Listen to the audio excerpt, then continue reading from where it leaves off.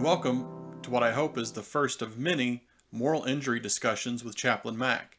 Today we're going to discuss existential crisis. Existential crisis is a concept often invoked by those familiar with it when discussing moral injury.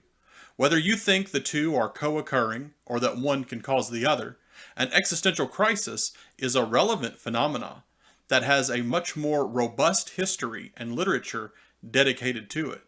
And I have found, rather than trying to rediscover the wheel, it is much more practical for moral injury care providers to first become very familiar with an existential crisis.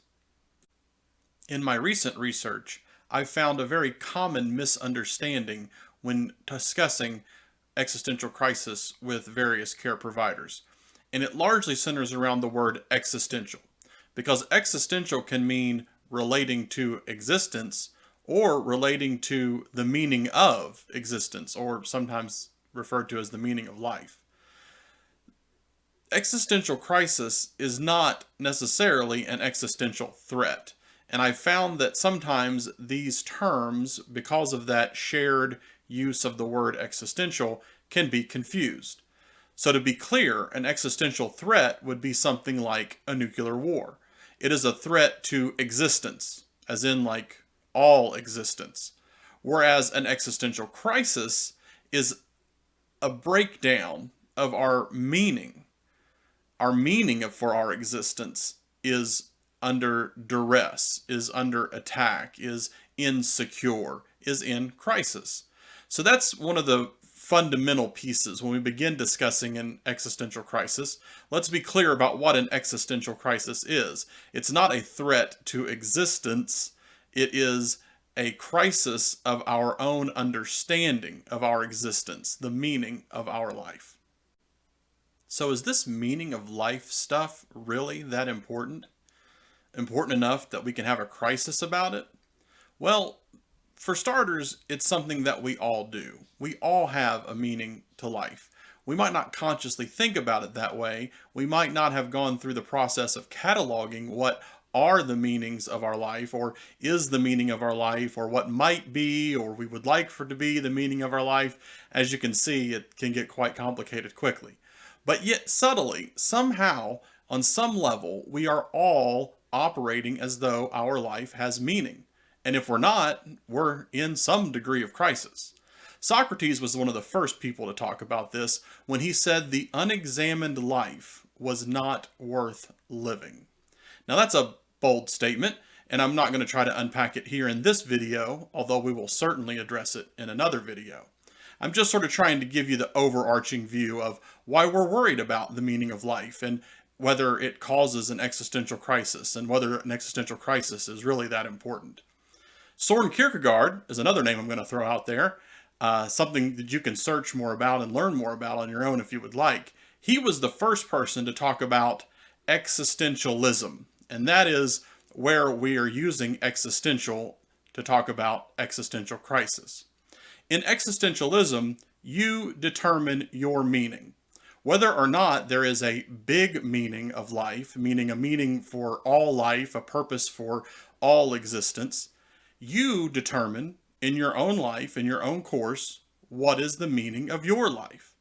And this is to a large degree independent of religious dictates or implications, because you can accept or reject or modify or replace those religious dictates or implications, maybe without even realizing you've done it, or though maybe quite consciously and intentionally.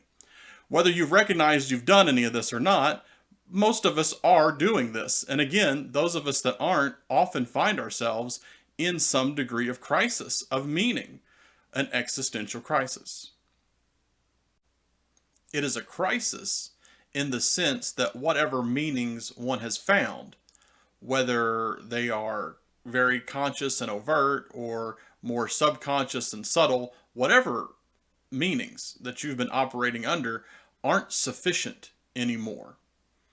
Now that doesn't necessarily mean one becomes suicidal. So I don't have a meaning to life, so therefore my life is meaningless. Although that can be the case, and if there are other warning signs, one should definitely take the possibility quite seriously.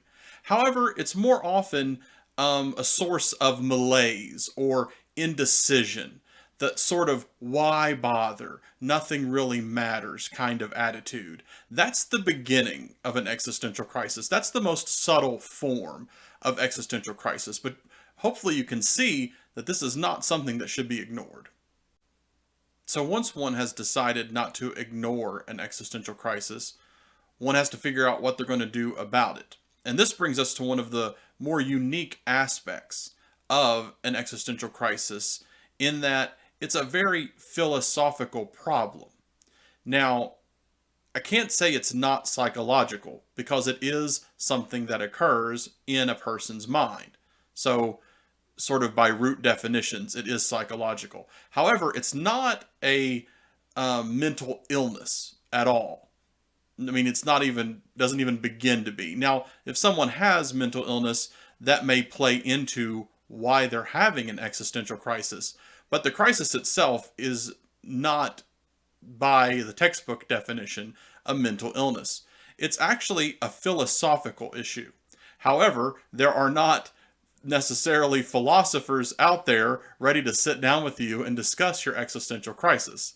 So one ends up going to a counselor if they want help, at least help beyond, really caring friend who may actually not be helpful. If you want professional help, you're going to go to a counselor to discuss an existential crisis. But not all counselors are created equally, and not all counselors are heavily schooled in philosophy or philosophical issues. So what you end up with is a philosophy problem that requires a spiritual solution. So while I'm not saying you are not fully capable and allowed to choose what kind of counseling you prefer, it may be that you want a counselor who has some acumen of philosophical knowledge, and understands philosophical problems and the history of philosophy, and has engaged in meaning of life research and discussions. And you'll often find that people who are not only trained in counseling, but are also trained in spirituality, which is all about helping us find a meaning of life, although it's about other things as well, will be a good fit for helping one unravel and resolve their existential crisis. Now, to get more into specifically how a spiritually guided or trained counselor, like a pastoral counselor, can be helpful, will be covered in other videos. But I just wanted to point out here that it is a very unique problem, in that it is not explicitly necessarily a psychological problem, it's a philosophical problem. But we don't have philosophy counselors out running around in the world running businesses.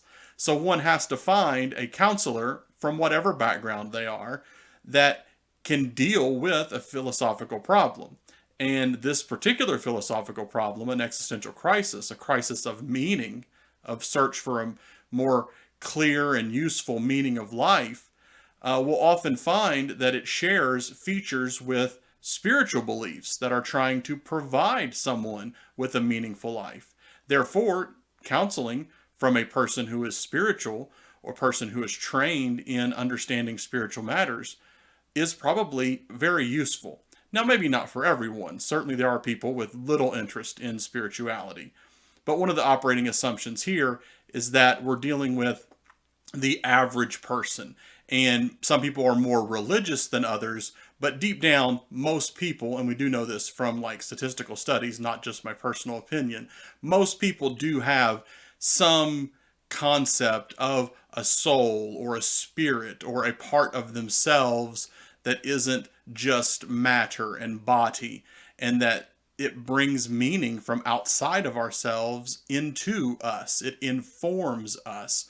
And so, again, a counselor who's not going to be blown away by those kind of concepts is going to be much more useful for helping someone navigate a philosophical problem like an existential crisis, a search for meaning, or a need to restore meaning, or a need to rehabilitate certain aspects of their thought process and their beliefs that inform their meaning of life. Throughout my recent discussions and research with other moral injury care providers, a debate emerged over whether one can have a moral injury without being in existential crisis. And actually, this debate is why I have made this my first video. I think that this debate comes out of misconceptions about what an existential crisis is. And I think that by discussing the existential crisis first and giving everyone a same foundation on what an existential crisis is, we will be able to discuss more accurately what a moral injury is and why the two phenomena are so closely related.